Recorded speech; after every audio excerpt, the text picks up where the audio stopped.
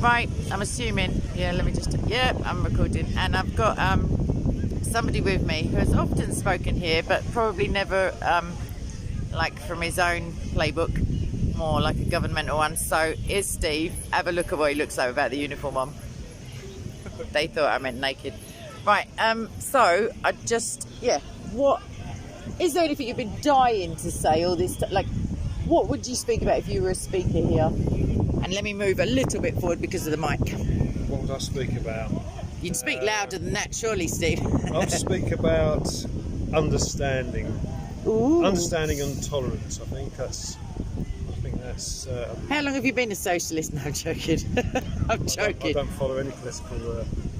That'll help get politics moving again, won't it? Yeah. Okay, so what in terms of understanding, do you see or do you feel that there are certain worldviews that are maybe less tolerant than others, or do you see it all very much as like much of a muchness?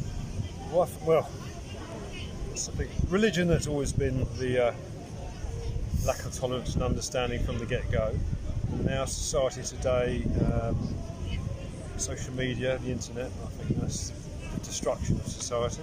I think that's led to a more intolerant society by far, especially we've seen over the last few years on Twitter and YouTube and social media. My analogy is, it's imagine a whole stadium full of everybody, thousands of people all screaming their truths and no one's listening because everybody's too busy shouting. And that's what we've got now. Okay, so in terms of societal breakdown, would you say that censorship or the inability, even as you say in your analogy, even if everyone is shouting out their truths, obviously we know there's only one truth, however, their opinions... Oh, he's such a pagan. I'm going to get to that. I'm not going to get deflected.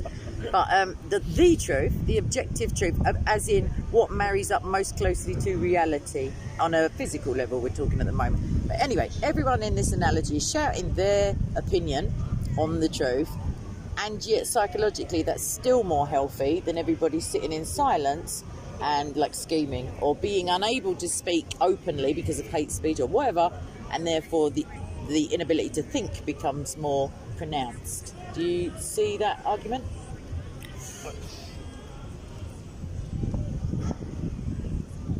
Yeah. Tell me truth number 2.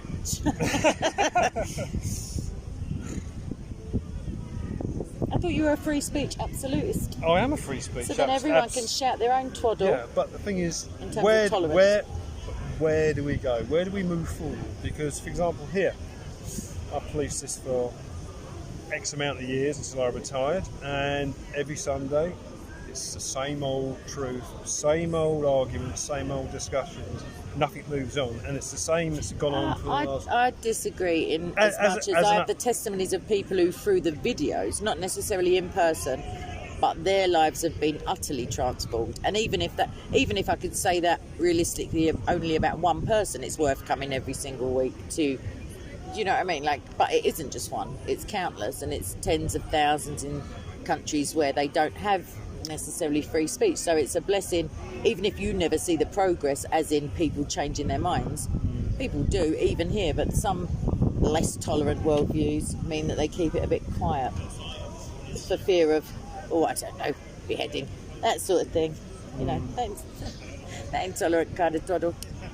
Anyway, back to your how we're going to get some more tolerance. Or do you think it's possible, or do you think it's like a pipe dream? I think humanity is going to go off the end of the cliff because it has to. It's foretold. Yeah. Whether it's biblical, by written, fire, or it's just part of natural cyclical occurrence. We are going through the 6th extinction now, which is evident all around us. Do you mean in terms of nature, or do you mean... Nature. I mean, we've lost 75% of the world's pollinator biomass is now extinct. You can see what's happening in the oceans now. But again, whether it's man-made, most of it is man-made, but it is partly cyclical. Do you totally trust science that gives you those statistics? Like, no. I mean, some. So how do you know it's well, in the tens? Do you know what I mean? I'm a very keen observer from nature. Well, you've been down in them oceans, documented one by one. You've only got to go out go out into nature, go out into the forest. I mean, I've always lived out in Away the from past, here because of security reasons. And you can see what's going on around me. The bumblebee populations are virtually non-existent now. The honeybees now are gone. We have to import our own queens for our own honeybees. There's no butterflies. Just feed them up. What do you need to? Don't you just take a regular and feed them?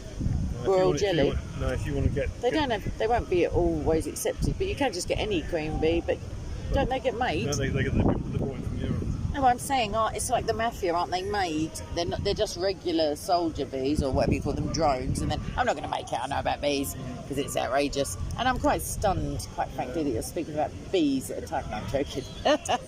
Well, that is. I mean, you have a religious belief, so you're like keen to maybe label all religions rather than just the hateful ones as like intolerant or less, maybe not adhering the universal truths, etc. Yada yada.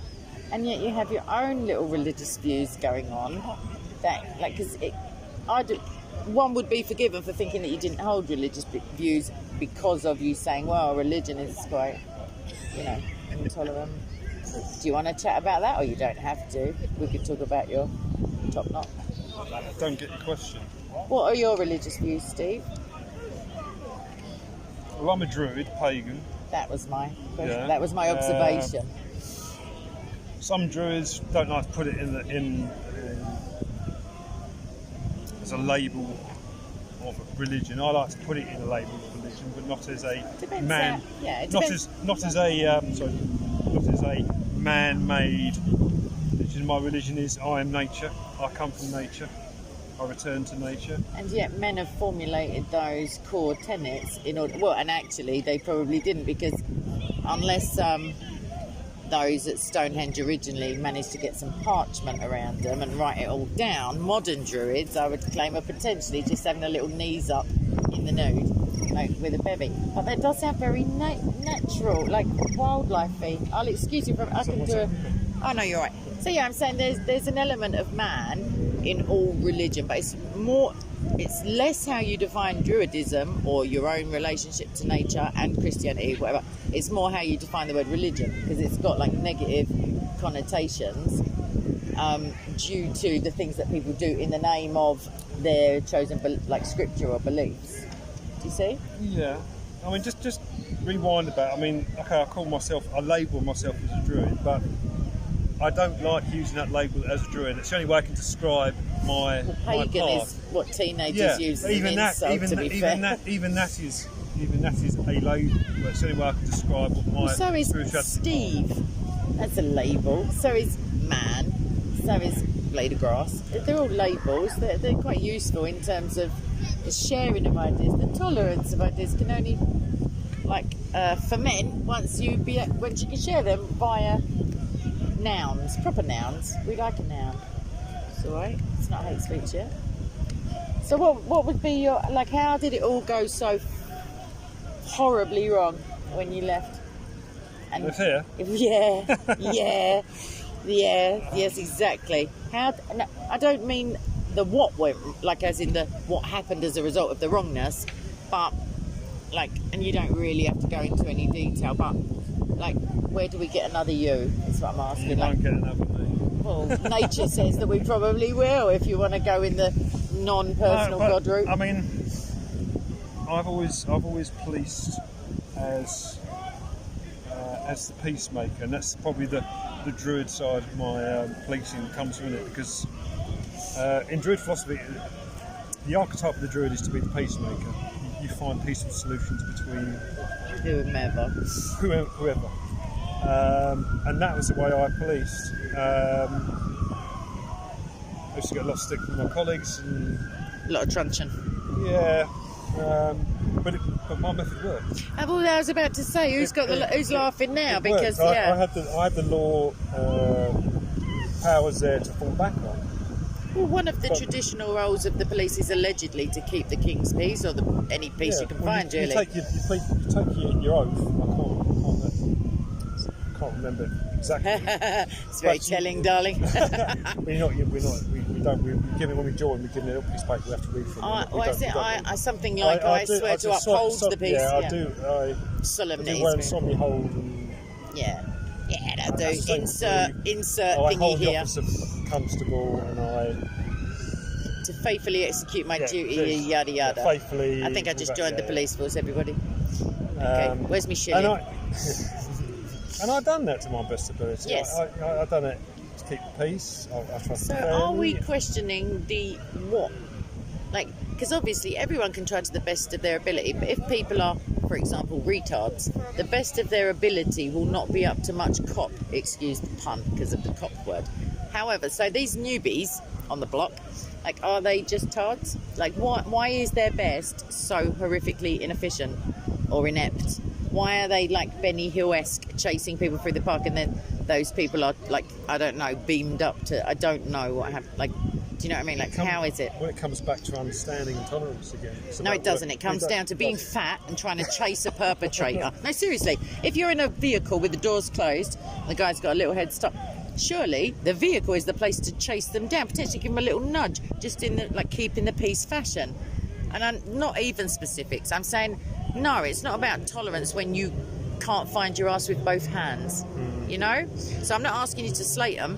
I'm asking, like, is it because the young people who come into the force now are maybe, like, tainted by the prevailing narrative of the last 20, 30 years? Like, what the heck is going on? And I need an answer from you immediately, if not sooner. Or we can change the subject. Because your serenity, I can see it evaporating. Let's just say that my retirement came at the right time. Because my style, there's no room for my style of policing in today's police. Well, that's horrific. That's quite an indictment. There's no room for common sense in today's police force. Wow. Crescent. My style, Miss Dick, are you listening? My style doesn't. Yeah, the style of common sense and actually finding out people's names and, like, taking a vague interest and not just being officious and, you know, like, the good stuff. But it's an awful job. It's a hard job. You've only got to see what's in the media, and the police officer on the street can't win. Well, the thing is, I've said it often, they can't win because they have no respect from the public, because of, you know, if you get burgled, it takes them a week to pop round casually if they can be bothered.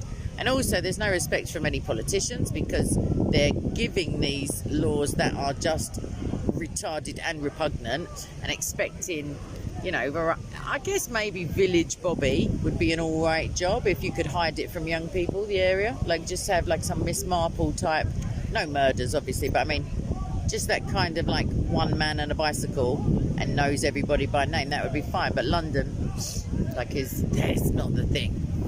But these just, I don't know, these officers with an H, they just seem not only disinterested, but, like, slightly belligerent and, you know. The morale is low. It's always been low. It's been getting since Theresa May's, and it's just progressively got further and further. I mean, the Conservative cuts absolutely decimated police forces. Yeah. And then everything on top. And yet the laws that Labour bring in make you so popular as a police officer. Yeah. We'll always be the political pawns. They will always be the political football. Always will be. And yet so blameless in and of themselves, wouldn't you say? That Police Complaints Commission, I wonder why they even exist. Oh, I'm just so glad to be out of it. Well done, you. I can't believe you went into it. I mean, obviously it's a blessing for us, but why torture yourself when you don't even think you're getting any eternal, like, reward or anything? Very decent of yourself. Yeah, this place caused me a lot of sleepless nights, I can tell you that. I was always taking the work home with me. I think that's a character type as well, isn't it? Like, there are conscientious people, and that's the reward for digging a good hole is a bigger shovel. Yeah. And they just pile it on. I think it was from when the London Bridge attackers started. That's when I first took over the role in Hyde Park. Right. After that. And I was watching what was going on Speaker's Corner, and I could see the changes when social media started to change. And then you could see different kind of groups starting to move in and try to hijack it and it was getting polarised. And I thought, right, I'm not going to have this on my map. But that's the thing. If you were able to have like over a year-long period with no violence, then that unfortunately proves that it's doable. Well, I mean, from our forum we created all together. This is what I'm saying. Yeah, so therefore, regardless of like the training or the political views or the indifference of any police who are currently policing Speaker's Corner specifically, they've got the format, they have the template for how to do it, but you have to have the personality and the oomph to match, so we're all doomed, is what I'm saying in short. You'll have to clone me. No, you'll have to come to Jesus and we can sort them all out. But yeah, anyway. Right, any more words for these lovely people? Because I have a feeling Steve would like to cut you a ribbon and I don't know what he's going to do. Smash a champagne bottle off the side of your head. Speaker's Corner will be here for another 150 years. He's a prophet as well. Who knew? I mean, obviously a false prophet because of the Bible, but I mean, And, I'm on board. We keep, we have the understanding,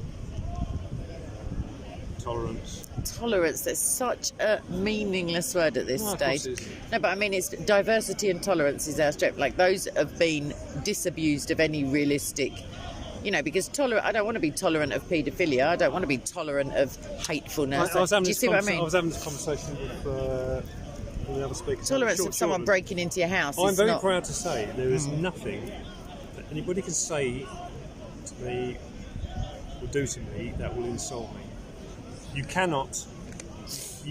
Nobody. Now, do me a favour. Don't start daring me. No, but you can't because I don't allow it. It's not about allow. Well, it's similar to. Because again, it's about I'm very tolerant, and I know some. But there are people who are so intolerant as to be absolutely pathetic. And our trick is, and again, it comes back to whatever your faith is or whatever, is how do we plant seeds in those people to make them think, how do cut them open like a real bit of turf and stick it in. How do I learn to be more tolerant towards of them? No, to others. Hang on, sorry. Let me just check this one out.